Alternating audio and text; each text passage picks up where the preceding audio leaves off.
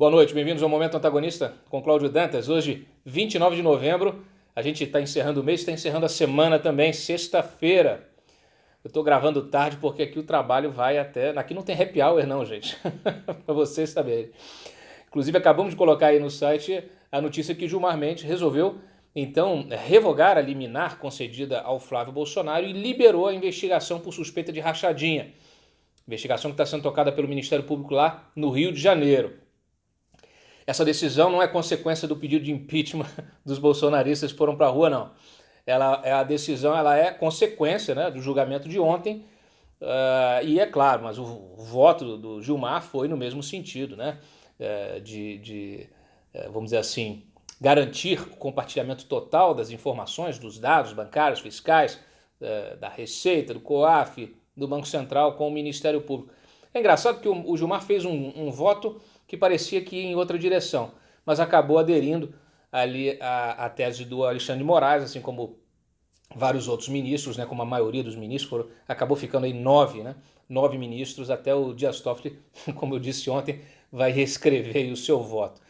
De qualquer maneira, bom, tá aí, as investigações vão para frente, é preciso ficar atento para ver no que vai dar, né?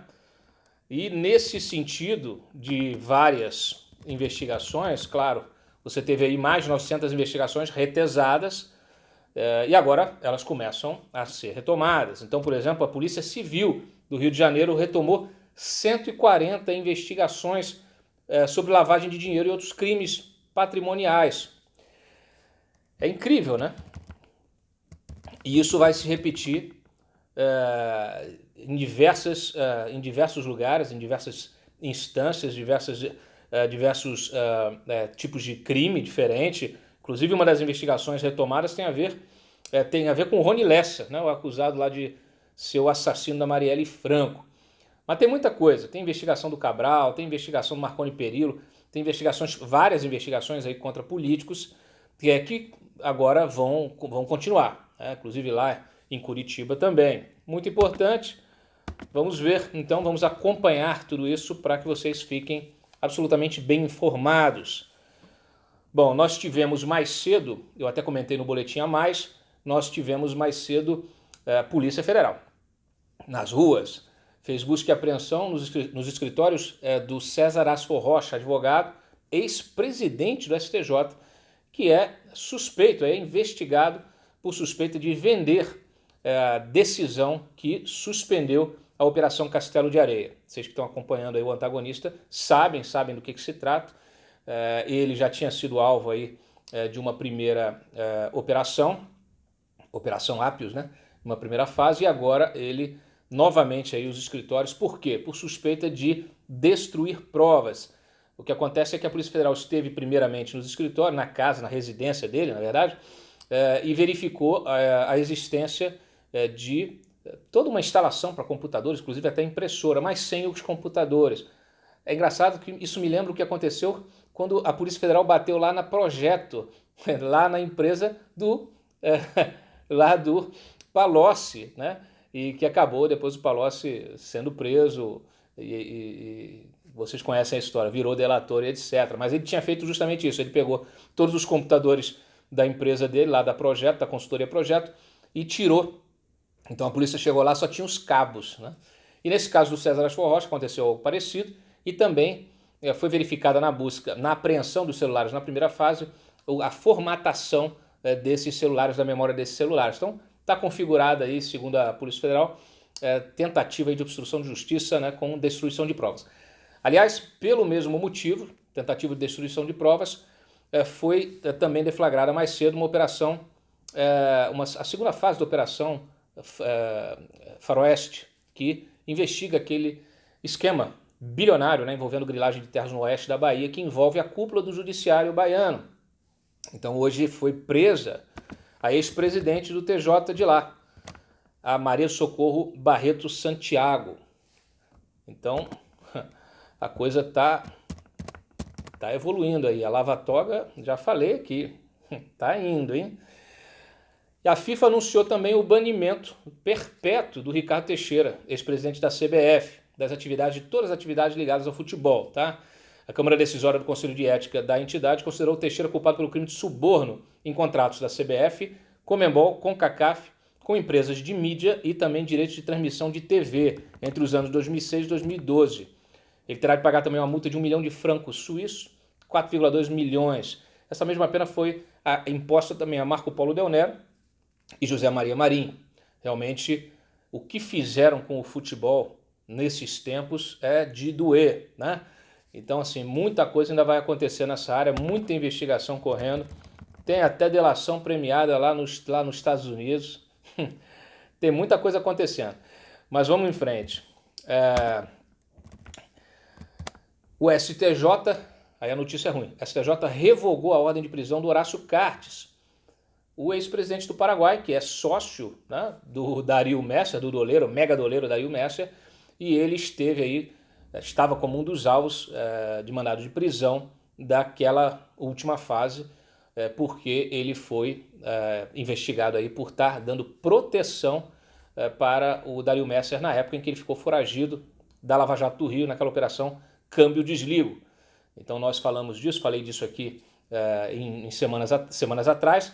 Ele deu inclusive $500 mil para o Darío Messer pagar as custas de advogados inclusive que lá no Paraguai tinham como missão, não é tratar dos autos na justiça, não, é tentar conseguir que ele não fosse extraditado pagando propina para o ministro do interior. Vocês verem o nível, né, gente? É assim que funciona, tá bom? É assim que funciona. Então, infelizmente, o STJ aí, o ministro Rogério Schietti, resolveu revogar a ordem de prisão preventiva, Operação Patron. Pode voltar para cá para o Brasil, viu, Katz?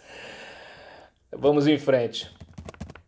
No âmbito da Operação Faroeste, importante aqui um registro, foi feita lá a busca e apreensão na Casa da Maria do Socorro e a PF encontrou o quê? Um bilhete para o governador da Bahia, Rui Costa. Segundo a PGR, na anotação, ela pediu um favor para uma empresa de táxi aéreo suspeita de ligação com a Embaixada de Guiné-Bissau e Adailton Maturino, apontado como articulador do esquema de grilagem de terras e suposto cônsul honorário.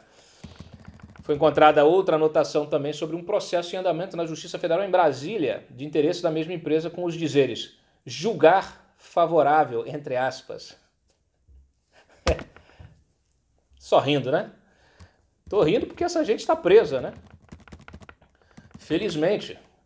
Aliás, foi encontrada lá nessa operação, essa outra fase da Operação Faroeste ganhou o nome de Joias da Coroa. Por quê? Porque a Maria do Socorro ostentava um padrão de vida aí que surpreendeu os investigadores. No seu apartamento, a PF encontrou uma centena de joias, incluindo um colar de ouro, um estojo com 3 Rolex, obras de arte, além de reais, dólares e euros em espécie que somava equivalente a R$100 mil.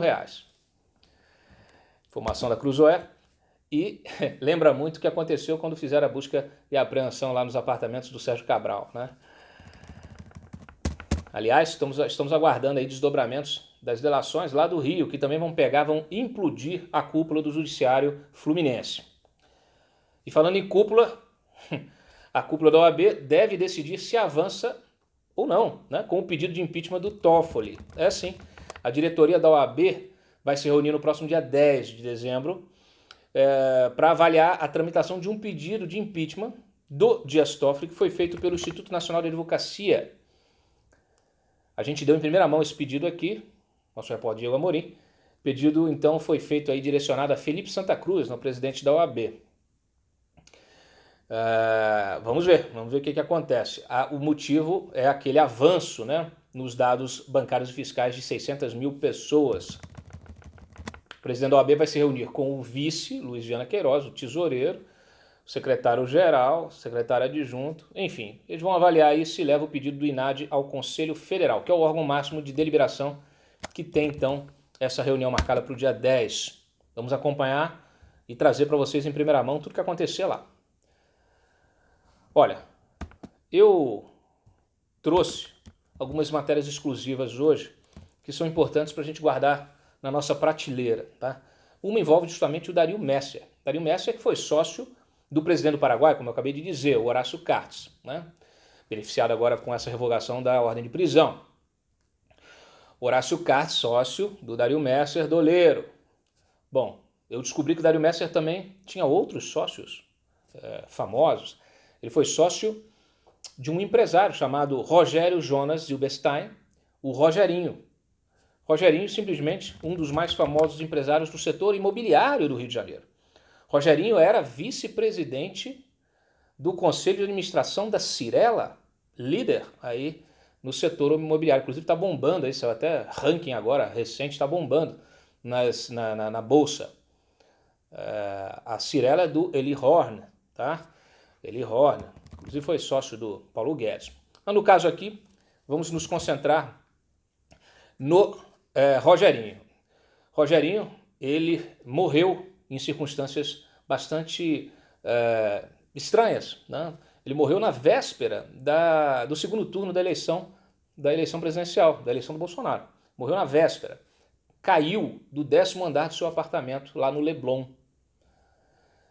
Eu me lembro quando eu recebi a informação de uma fonte minha no Rio de Janeiro de que ele havia caído, havia morrido nessas circunstâncias estranhas ali na véspera realmente do segundo turno.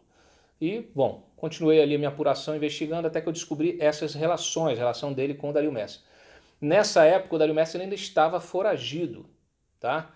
Então eu acho que a Polícia Federal tinha que investigar direitinho essa morte, tá? Porque ele aparece como sócio, inclusive tinham vários empreendimentos importantes, um deles até famoso lá no Rio de Janeiro, que envolveu as Olimpíadas, né? Um empreendimento imobiliário de um condomínio de golfe, né?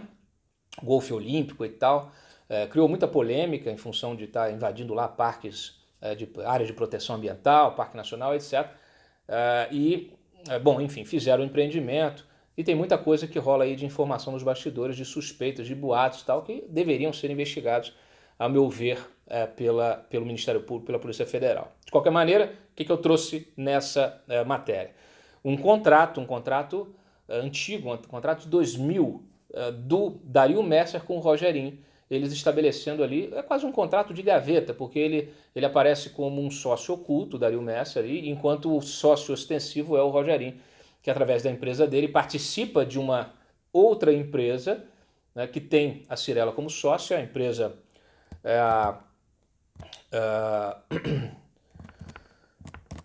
Canindé de Investimentos Imobiliários, que foi responsável pela construção de um edifício de luxo na Lagoa, lá no Rio de Janeiro. Tá? Foi inaugurado esse edifício, foi lançado em 2005, teve destaque lá no mercado imobiliário, realmente um edifício de alto luxo. E eles construíram esse negócio junto, e então estabeleceram as condições disso em contrato. Dario Messer, inclusive, aportou coisa como R$700 mil para a ocasião, uma boa soma, né? A gente está falando do ano 2000, e ficou sócio ali 37,5% da sociedade com o Rogerinho, né? O Rogerinho tinha 40%. Desses 40% ele ficou com 37%, tá? Do empreendimento, da parte do Rogerinho no empreendimento. Então, eu trouxe os documentos, reproduzi os documentos registrados, assinados, tem os valores, tem as assinaturas. Então, é o seguinte, Dario Messer, o mega doleiro, sócio de um sujeito que era simplesmente o vice-presidente do Conselho de Administração de uma das maiores empresas, né, de incorporação, de construção e incorporação imobiliária do país, que é a Cirela, o Grupo Cirela. Não sei se a cúpula da Cirela tinha conhecimento disso, mas o site está aberto também a esclarecimentos. De qualquer maneira, é uma informação de interesse público importantíssima, mostra o poder do Dario Messer, a capacidade de articulação dele e o nível das relações, independentemente do que aconteceu ou não, da morte do Rogerinho, das circunstâncias dela, independentemente disso, se foi suicídio, se não foi, o fato é que eles tinham um negócio. Então eu acho que a Lava Jato tinha que questionar o Dario Messer sobre esse negócio. Até onde eu sei, não é o único, ele tem vários outros empreendimentos no Rio de Janeiro feitos em sociedade com o Rogerinho, já falecido. Também trouxe outras informações exclusivas aqui. Uma delas tem a ver com o Chiclete, tá? O Chiclete, gente, que é aquele hacker que foi preso, hacker estelionatário, né? Foi preso com essa turma aí na Operação Spoofing, né? Inclusive Tem aquela história do professor, não sei o que, os contatos que ele tinha lá com o Luiz Molição, com o Walter Delgatti. Vou lembrar vocês que eles tinham um esquema ali que tinham feito um negócio envolvendo carro, automóvel, blá, blá, blá. E aí olha o que eu descubro. Descobri que o Chiclete, o Tiago Eliezer Martins Santos, tem um histórico de crimes. Ele responde por crimes desde 2012, um crime cometido de fraude bancária através de invasão de celular. O cara entrou na conta corrente de um empresário, roubou uma soma ali, R$ 7.000, e usou esse dinheiro para pagar tributos ali, PVA, DPVAT, não sei o que, relacionados, débitos estavam relacionados a infrações de trânsito, débitos estavam relacionados a um veículo em nome de um terceiro sujeito. E pegou 5.000 para ele, usou mais 2 e pouco para pagar esses débitos. Enfim, foi denunciado em 2016, esse caso se arrastou, né, obviamente, um caso menor, e ficou parado na justiça até agora. Como agora ele foi preso nessa operação de grande relevo, esse processo voltou a tramitar, e o juiz lá de Caxias do Sul, então enviou aí, expediu uma carta precatória para que o Chiclete seja ouvido no âmbito deste processo. Ele já tinha sido ouvido lá atrás, obviamente que a versão dele não convenceu ninguém, mas agora, provado que ele tem a prática de invadir, de usar aí as técnicas de hackeamento para invadir o celular alheio, agora eles resolveram colocar esse processo para frente e ele vai ser ouvido no dia 12, tá? Dia 12 de dezembro agora, nós também vamos trazer em primeira mão para vocês tudo que ele disser lá. Eu até questionei, sugeri, na verdade, aqui para que a Polícia Federal pergunte, questione o Chiclete, porque ele no depoimento que ele deu lá atrás, em 2014, ele conta uma história, fala que negociou, que o dinheiro que ele recebeu na conta foi por um negócio que ele fez com computador, com som automotivo, que ele vendeu para um sujeito chamado Valtinho. Ele não dá o nome do sujeito, diz que conheceu o sujeito num lugar aqui chamado Feira dos Importados, aqui em Brasília, que tem muita coisa, muito rolo e tal, e ele conheceu esse sujeito lá, e disse que vendeu esses equipamentos para o tal do Valtinho, e o dinheiro então seria em função desse negócio. Valtinho, eu fiquei pensando, será que Valtinho tem alguma coisa a ver com Walter Delgatti Neto, o vermelho? Não sei. É uma pergunta que eu deixei no ar, sugeri aí, para que ela seja feita, né, para o próprio Chiclete no dia do depoimento dele sobre este caso. E não fica por aí, por quê? Neste caso, quando ele faz todo esse rolo, rouba o dinheiro para pagar os débitos de um veículo, quem é o dono do veículo, que aparece como dono de um veículo? É um sujeito chamado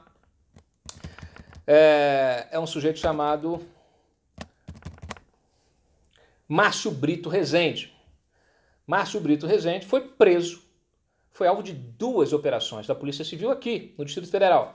E ele foi preso, continua preso, já por participar de uma quadrilha de furto e clonagem de veículos. 2 operações, Operação Luxor e Rentacar. O que eles faziam?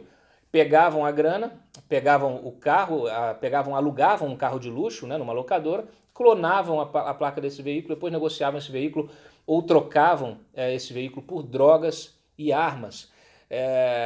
Ele então está preso, o Márcio Brito Rezende, parceiro então do Chiclete. Ele foi preso agora, 2017, só que ele já era parceiro do Chiclete lá em 2012. E tem um outro sujeito que também foi preso nessa operação, chama Matheus Roth.